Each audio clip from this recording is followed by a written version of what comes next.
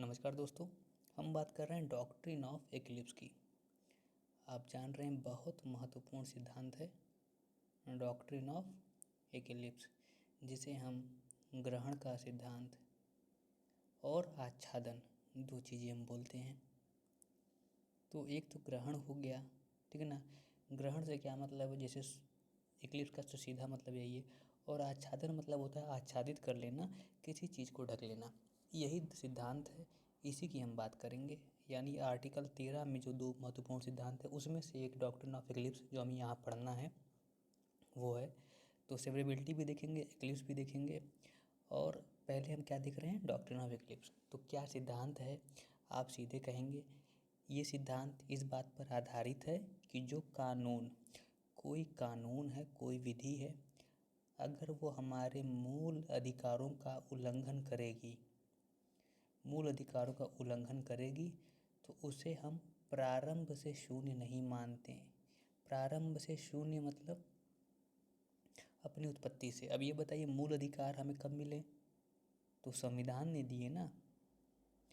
तो संविधान ने जब लागू होगा तभी दे पाएगा ना। जब adopt, enact and give to our self की बात आएगी, जब संविधान लागू होगा तभी वो हमें दे पाएगा। तो कोई कानून, यानी कोई कानून जो फंडामेंटल राइट के उल्लंघन में है, वो शुरुआत से बाय डेफिनेशन नहीं है। शुरुआत से क्यों? क्योंकि भाई संविधान के पहले से चला रहा था, इसीलिए कह रहा है कि प्रारंभ से शून्य नहीं होता। ऐसा कानून केवल केवल जो फंडामेंटल राइट है, फंडामेंटल राइट की छाया में आ जाता है। तो इसकी छाया में आ गया है तो क्या होगा भाई, जब ग्रहण आता है, जब ग्रहण में छाया लग जाती है तो क्या होता है। अब जब ग्रहण लग चुका है, ग्रहण हटेगा तो चीज़ें पूर्ववत हो जाएंगी। यही बात है, ग्रहण भी टेम्परेरी होता है, इस तरह से ये आच्छादन भी टेम्परेरी है। अपनी मूल अवस्था से आने के पहले कुछ समय तक की यह व्यवस्था है, इसके बाद सब चीज़ें सामान्य हो जाएंगी। तो जब ग्रहण लगा है तब क्या प्रभाव पड़ेगा, तब आप कहेंगे ऐसा कानून केवल मौलिक अधिकारों की छाया में आ जाता है। और जब छाया में अगर आ गया तब क्या हो जाएगा, बिल्कुल ही निष्क्रिय। यहाँ पर शब्द पर ध्यान दीजिएगा, निष्क्रिय हो जाएगा, यानी कि मॉर्बिड स्टेट में अपने आ जाएगा। और जब निष्क्रिय हो जाएगा तो जाहिर सी बात है इसकी इन्फोर्सिबिलिटी भी ख़त्म हो जाएगी। जब निष्क्रिय है तो इन्फोर्सिबिलिटी को भी अपनी जो है ये कॉम्प्रोमाइज़ कर देगा, प्रवर्तनीयता ख़त्म हो जाएगी। लेकिन ये ध्यान रखिएगा, किसी कानून के निष्क्रिय होने, उसकी प्रवर्तनीयता खो देने का यह कतई मतलब नहीं है कि वह कानून की पुस्तिका ही खराब हो जाएगी, यानी कि जो स्टैच्यूट है वो अपने आप में ख़त्म हो गया, इसका मतलब ये नहीं है, ठीक ना। स्टैच्यूट बुक में वो तो बना रहेगा, बस अभी निष्क्रिय हुआ है। चूँकि निष्क्रिय है इसलिए कानून न्याय संगत रूप से न्यायालय में जाके इसको हम इन्फोर्स नहीं करा सकते। किताब में बना हुआ, ग्रहण लगा हुआ भी ना, तो जब ग्रहण समाप्त होगा तब इसकी सक्रिय हो जाएगा, इन्फोर्सिबल हो जाएगा। स्टैच्यूट बुक का हम सहारा लेंगे। अब देखिए, यानी कि अब हमें क्या देखना है, ये संविधान है।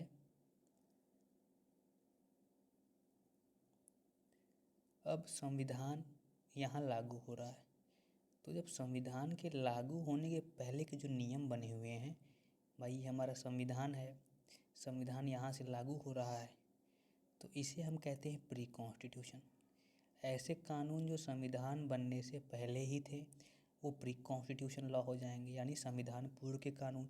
और जो संविधान लागू होने के बाद बने हैं वो हम कहते हैं संविधान के बाद बने कानून, तो पोस्ट कॉन्स्टिट्यूशनल लॉ। अब आप ये बताइए, आपका सीआरपीसी, बीएनएसएस ये तो पोस्ट कॉन्स्टिट्यूशन है, लेकिन कॉन्ट्रैक्ट एक्ट, एविडेंस एक्ट, ये सब जितने कानून, आईपीसी है, ये तो प्री कॉन्स्टिट्यूशन है ना। तो इस तरह समझ जाइए। तो यही बात कह रहा है यहाँ पर। क्या कह रहा है, देखिए भैया, हम जब हम मूल अधिकार की बात कर रहे हैं तो मूल अधिकार तो हमें संविधान से मिले हैं। तो उल्लंघन तब होगा ना जब संविधान बना रहेगा, तभी तो मूल अधिकार हमें मिले होंगे। यहाँ पर ये बात सीधे कह रहा है कि ये संविधान के लागू होने से पहले किए गए सभी कार्यों के लिए वैध रहता है और उन व्यक्तियों के अधिकारों के निर्धारण के लिए भी लागू होता है जिन्हें संविधान द्वारा मौलिक अधिकार प्राप्त नहीं हुए हैं। इसी बात को आसान भाषा में समझेंगे केसेस के माध्यम से, ठीक है। देखिए, सबसे महत्वपूर्ण केस जो हमें पढ़ना है वो कौन सा है, जिसका नाम आपने सुना ही है, Bhikhaji. Bhikhaji versus state of MP. State of Madhya Pradesh का जो ये केस है 1955 का, बहुत महत्वपूर्ण केस है। इसी में डॉक्ट्रिन ऑफ एक्लिप्स को प्रतिपादित किया गया और क्या कहा गया, इसमें न्यायालय यानी सुप्रीम कोर्ट ने कहा कि इस सिद्धांत के अंतर्गत कानून मौलिक अधिकारों की छाया में आ जाता है। ठीक है ना, ये जो कानून है वो मौलिक अधिकारों की छाया में आ जाता है और निष्क्रिय हो जाता है, जो हमने अभी बात की। अब जैसे ही संवैधानिक बाधा यानी जब छाया खत्म होगी, जो संबंधित मौलिक अधिकार है वो सही हो जाएगा। ठीक है ना, यानी संशोधन हटा दिया जाता है तो कानून पुनः प्रवर्तनीय हो जाएगा। छाया खत्म तो कानून पुनः प्रवर्तनीय हो जाएगा, इन्फोर्सिएबल हो जाएगा, मॉर्बिड था एक्टिव हो जाएगा। यानी कि उसका प्रभाव पहले जैसा, छाया खत्म होते ही प्रभाव पहले जैसा हो जाएगा। अब देखिए यहाँ पर जो हमें मेन समझना है, संविधान पूर्व और संविधान पश्चात, यहाँ पर ध्यान दीजिए। यानी संविधान पूर्व संविधान पश्चात, एक चीज़ आप ध्यान रखिएगा, संविधान के पश्चात हम पहले समझ लेते हैं। संविधान के पश्चात बने कानून पे क्या प्रभाव पड़ेगा। पूर्व की बात तो समझ में आ गई भाई, फंडामेंटल राइट वाली। संविधान के बाद बने कानून पे तो सबसे इम्पोर्टेंट केस कौन सा है, Sagir Ahmad. Sagir Ahmad versus state of UP. तो इस केस में क्या हुआ था, 1954 का मामला है। सुप्रीम कोर्ट ने सीधे यह निर्णय दिया था कि जो आच्छादन का सिद्धांत है, एक्लिप्स का जो सिद्धांत है, वो संविधान पूर्व कानूनों पर लागू होगा। यानी कि संविधान के बनने के बाद के, ठीक है ना, संविधान पूर्व कानूनों पर, मतलब संविधान बनने के पहले जो कानून अस्तित्व में थे, जिसे हम कहते हैं प्री कॉन्स्टिट्यूशन। ठीक है ना, तो संविधान के पूर्व जो कानून अस्तित्व में थे उन पर ही लागू होता है। और न्यायालय ने सीधे कहा कि ये पोस्ट कॉन्स्टिट्यूशन, संविधान बनने के बाद जो कानून बने हैं उस पर लागू नहीं होगा। तो अगर मैं आपसे बोलूँ ये आच्छादन का सिद्धांत है तो आप आईपीसी पर लागू होगा कि नहीं, तो सगीर अहमद में क्या कहा, ये आईपीसी 1860 का है ना, संविधान बनने के पहले का, यानी प्री कॉन्स्टिट्यूशन है, तो इस पर आच्छादन का सिद्धांत लागू होगा। लेकिन मैं कहूँ सीआरपीसी 1973 की है, सीआरपीसी पर लागू होगा कि नहीं, तो इस पर नहीं लागू होगा। ठीक है ना, इस चीज़ को ध्यान में रखिएगा। अब इसमें मत जाइए कि प्रोसीजरल है, सब्सटेंटिव है। यानी कि संविधान पूर्व के कानून और संविधान के पश्चात के, तो प्री कॉन्स्टिट्यूशन की बात को तो माना, लेकिन पोस्ट कॉन्स्टिट्यूशन पर लागू नहीं होगा, यही बोला। तो 49 के बाद जो बने उस पर लागू नहीं होगा संविधान के अस्तित्व में आने के बाद। और न्यायालय ने क्या कहा कि यदि कोई संविधान पश्चात कानून, संविधान बनने के बाद कोई कानून भाग 3 का उल्लंघन करता है, यहाँ पर अगर भाग 3 का उल्लंघन हो रहा है संविधान के बाद बने, संविधान लागू होने के बाद बने किसी कानून के द्वारा, तो क्या हो जाएगा, ये वॉइड एब इनिशियो हो जाएगा, प्रारंभ से ही शून्य हो जाएगा। क्योंकि 13 की भाषा यही कहती है, ठीक है ना, कोई भी लॉ, कोई भी रूल, कोई भी रेगुलेशन, कोई भी नोटिफिकेशन, गैजेट ऑर्डर, ऑर्डिनेंस, कुछ भी ऐसा है जो हमारे फंडामेंटल राइट्स को कम करता है, न्यून करता है, छीनता है, तो ऐसा कानून शून्य हो जाएगा। इसीलिए हमने कहा कि भैया संविधान लागू हो गया है, अब ऐसा कोई कानून नहीं बनेगा, तो वो प्रारंभ से शून्य हो जाएगा। लेकिन अगर पहले का बना हुआ है तो वो कहा जाएगा ग्रहण लग गया है, मॉर्बिड स्टेट में है, उसकी इन्फोर्सिएबिलिटी जो है वो प्रभावित हुई है, अभी इन्फोर्सिएबल नहीं है। लेकिन इसका उस कानून के जो स्टैट्यूट में बना है उस पर प्रभाव नहीं पड़ेगा। प्रभाव नहीं पड़ेगा क्यों कह रहा है, क्योंकि भाई अगर आप कानून को ही ख़त्म कर देंगे तो जब ग्रहण ख़त्म होगा, आप कहेंगे कानून ख़त्म हो गया, फिर हमको नया दोबारा से उसी संसदीय प्रक्रिया से कानून को फिर से लाना पड़ेगा, तो बड़ा घाटे का सौदा हो जाएगा, ये तो बहुत महंगा पड़ जाएगा हमको। इसलिए हमने कहा कि स्टैट्यूट पे असर नहीं पड़ेगा, केवल निष्क्रिय है, प्रवर्तनीयता पे असर पड़ेगा। स्टैट्यूट ग्रहण हटने के तुरंत बाद से कानून फिर से एक्टिव हो जाएगा। इतनी बात कही गई। अब देखिए इसके बाद जो अगर हम देखते हैं यहाँ पर हम देख लें एक बार। अब संविधान पूर्व कानून की अमान्यता उसकी उत्पत्ति से नहीं होती है, ठीक है ना। संविधान पूर्व के कानून, संविधान पश्चात के तो वर्ड एब इनिशियो कह रहा है, लेकिन उसमें नहीं कह रहा है इससे पहले के। क्यों? बल्कि संविधान के प्रवर्तन की तिथि से माने जाते हैं। संविधान पूर्व कानून की अमान्यता उसकी उत्पत्ति से नहीं होगी, बल्कि संविधान किस तिथि से, यानी संविधान की तिथि से। अब ये 1800 आईपीसी है, हमारा 1860 चला आ रहा था। यहाँ संविधान है, अब संविधान की प्रवर्तनीयता यहाँ पर आ रही है। तो अब यहाँ मान लीजिए, एक उदाहरण के तौर पर समझते हैं, इसको फैक्चुअल मत लीजिएगा। यहाँ पर हमने कहा है कि कोड़े मारने की सज़ा है, कोड़े मारने की सज़ा है। और अगर मान लीजिए आर्टिकल 21, सपोज करिए आर्टिकल 21 में संविधान लागू होते समय कहा था कि मानव पूर्ण जीवन में, कहा नहीं गया था, एग्जाम्पल समझिएगा, मानव के गरिमापूर्ण जीवन में इस तरह कोड़े की सज़ा नहीं दी जा सकती है।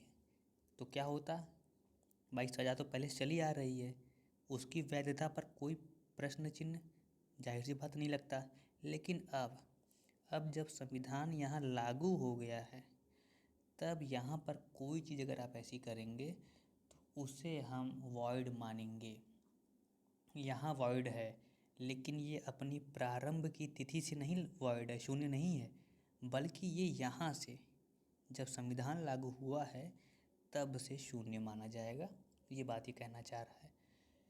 अब देखिए, अब हमें दो महत्वपूर्ण केस कौन से पढ़ने हैं जो इस केस की पुष्टि करते हैं। तो शॉर्ट में अगर हम आपको समझाना चाहें तो संविधान पूर्व कानून की अमान्यता उसकी उत्पत्ति से नहीं है, उसकी उत्पत्ति से नहीं होगी, बल्कि संविधान के प्रवर्तन की तिथि से, जिससे प्रवर्तन हो रहा है उस तिथि से मानी जाती है।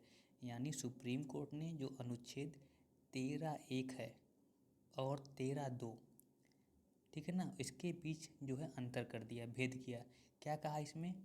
सीधे कहा कि जो अनुच्छेद 13(2) संविधान पश्चात कानूनों पर, 13(2) संविधान पश्चात कानूनों पर लागू होता है। तो यानी कि पोस्ट कॉन्स्टिट्यूशन संविधान पश्चात कानून पर लागू होता है और राज्य को ऐसा कानून बनाने से रोकता है जो हमारे फंडामेंटल राइट्स के अगेंस्ट में होते हैं, उसका वायलेशन करते हैं। और 13(1) हमारा जो है वो सीधे कहता है संविधान पूर्व के कानून। इतनी बात इसमें कहा है।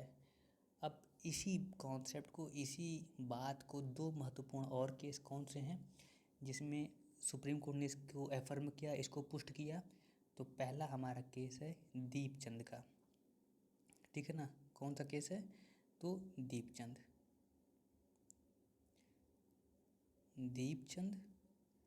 Versus state of UP 1959। इस केस में भी यही बात मानी। और महेंद्र लाल जैन, इन दोनों केस को इसलिए याद रखिएगा क्योंकि आच्छादन के सेंस में कई बार क्वेश्चन आ जाता है। महेंद्र लाल जैन यूपी का ये भी है, 1963। लेकिन अब दृष्टिकोण में बदलाव आता है।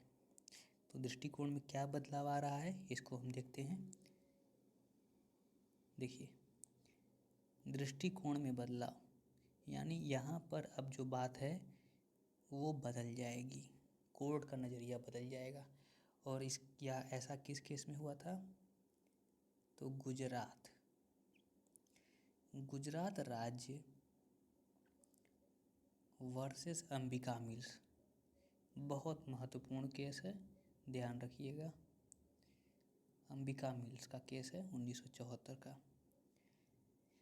इस केस में क्या हुआ? सुप्रीम कोर्ट ने जो ऊपर के जो निर्णय है ना, ये हो गया, सगीर अहमद हो गया, इन सब की बात कर रहा है, तो इसमें जो राय दी गई थी उसमें संशोधन कर दिया।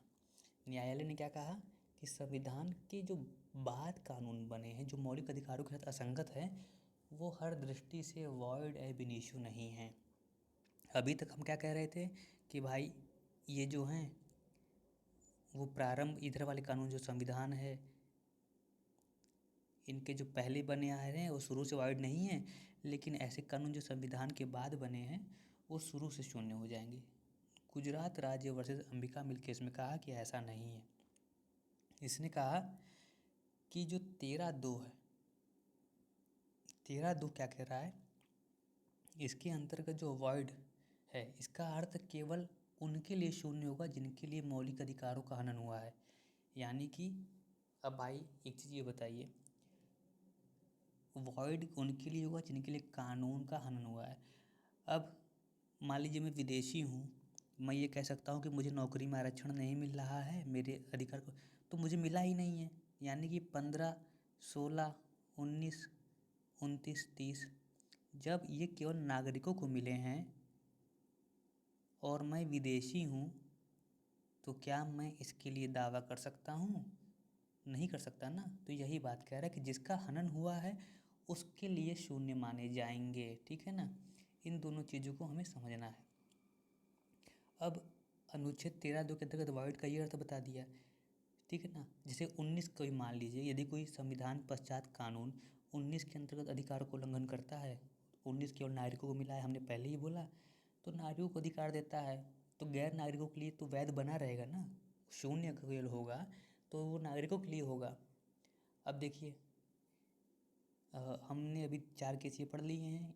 अब हम ये कह सकते हैं लास्ट में अगर आपको कंक्लूडिंग रिमार्क लिखना हो तो अंबिका मिल के बाद आप ये लिख दीजिएगा कि न्यायालय ने ये भी स्पष्ट कर दिया था कि ऐसा कानून केवल नागरिकों के मौलिक अधिकारों को उल्लंघन करता है तो गैर नागरिकों के संदर्भ में लागू रहेगा। ठीक है, इतनी बात आपको लिखनी है और इसके बाद ये उत्तर पूरा हो जाएगा। तो हमने क्या क्या पढ़ा इसको आप देख लीजिए एक बार, और इन चारों केसेस को हमेशा ध्यान रखिएगा। ठीक है ना, सगीर अहमद वाला, दीपचंद का केस, महेंद्र लाल जैन का, और सबसे important Bhikhaji versus state of MP। ठीक है ना, तो इतना आप पढ़ लीजिए, इतने में आपका आच्छादन कंप्लीट है। धन्यवाद, शुभकामनाएं, आप मेहनत करें और सफल हों।